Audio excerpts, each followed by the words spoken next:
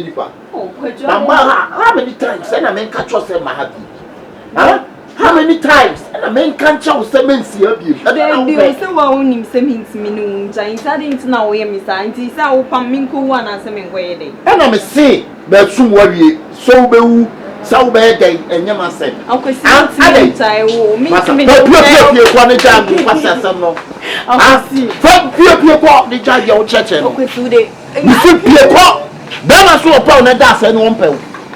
Then I saw a pound. And a that's say now 1 pound. I am your mamma. Today, so what? Kayo, a dear Kai. I know so we are seeing the Decima Pumpum. A dear I mean Kai, dear Pana person. I was saying to say why I could call the man Kai talk to me. Did you read the one not to chief from Marquessy? The one more and a help your corner. What's your son? My catcher, just last chance. You see my catcher, what? 7 days. 3 o'clock, what? Ah, bro, nada, me be any act. Hey, bro, me was joking. Bro, that must so pound na das and 1 pound. Ade boni be no dey ayo. Me no na timi se me mpa obi em ko. That's all. Me oba me nya ni so nim da why me so ni me jai san ye no. Onye hwia obema betime bie na no aka to so. Me bia na wo ha. Me se me mpa obi em ko. Me no me se me pe. We jale wo pe wan. Bro, so why you bia wa na da. Ade, bra, me don ni mi mu. Ade na wo se me nya. O se me nya se me force. Na fe die nipa de enfom so ni. Na me chese de wo ye no wo force me ka de me so aka. Ene wo me no na ye adwuma. Na wo me na de na wo ye no me se me mpe no. So temper was so akoma to ye kwesi me pao bra bra no memo me so no ya nya de oye no mentwe wan hwe ya o me so wan hwe o fi akwa o de kume e de na wo ye no me no kasa ma no so de de na wo ye no wan hwe ya o me de bet beti chamo ro so de mani kume o don ti wa nya sha kwesi de na ma yo menene beka sa ma nene nkasisi amintimi nkofio no ade mempeno wo me do ya de me do ya de mempen ko kofi menene beka sa mempeno mane why open force why wo pay a force oyo ba misro masa me na me de me me na me damage ana me nim sa de esichche me fa ka ewo mu sa oba de mfum so oba ana me kese mempene nim kwa ahwe me pese be hunu kwa ana me pese kwa so oba nante ba bi aka nipa na ye mfum so na wa wie ba yi no ma wie okay na ba ko ne nso e ana we no say no we no so ma ya wi ayi we na wi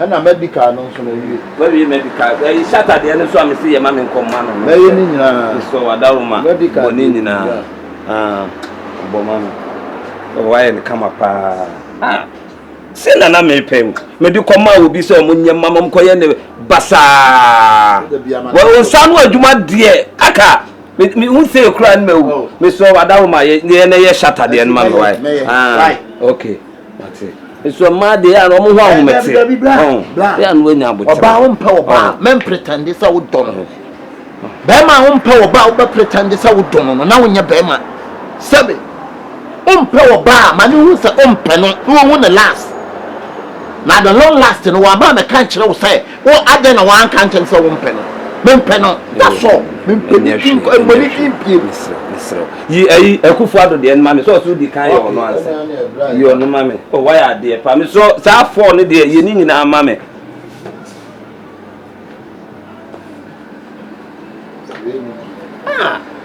akari on sa no adwuma de o bo yes we no wo kire se na nanie na na papa we dey am de command you obewu o oh we dey say me pempen fu bi kan say we dey am na wo say me no space no so me yi ho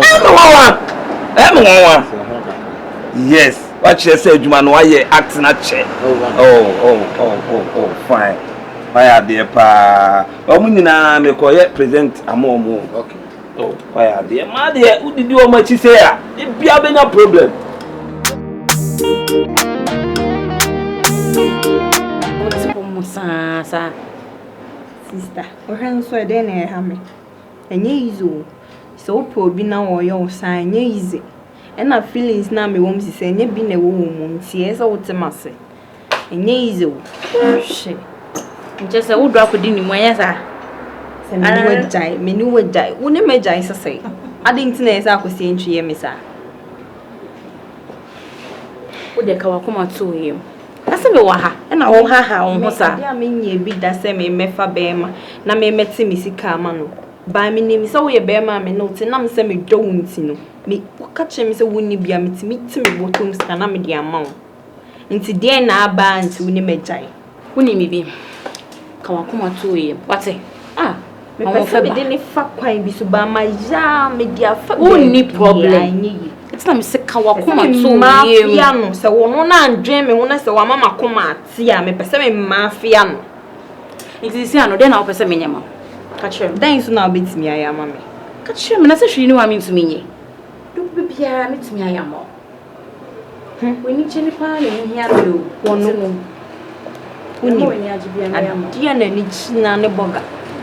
Si e beka se we free abrochire na aba na se we di abrochire akone aba. Adia na ni china no nti woni madia ye be se ne so do bitimi aya ma. Woni problem. Shop one ko ka che ni se we ye boga wo free abrochire on. E ba ye nche ukoba ne ade. Ti wo minim mi jodi minim de obetimi aya. Woni problem. Sem chabi bia mo me. Me ga ma wododo. What say? Se boni anya hwe. Papa so nya hwe. What say? To there, akwesi engine no.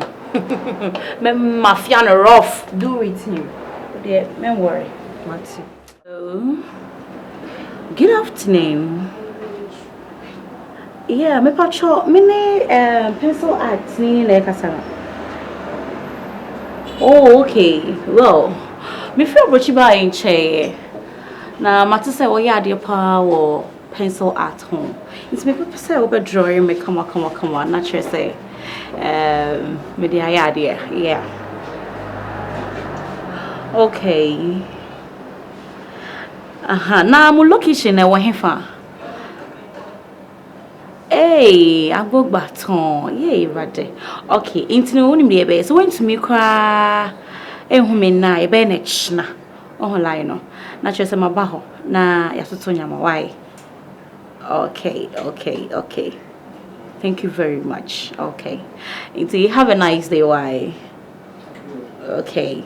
Bye. Okay. Wo na oba betse madam fo na koma. So trust me, you have a nice place. Oh, it's really not one now, yeah. Maybe I try medical in pencil. Oh, this is a very beautiful pencil work. Mr. Uwa brochi me man ka obe jiska bra. How are you? You I will cut you up and Oh, kawa kuma to you. Would make sure they meet me ayama why? So I'll be taking my sister. The patrol I be near why? Okay, and come on, my patrol what down my baby. Oh, are they? Bye bye.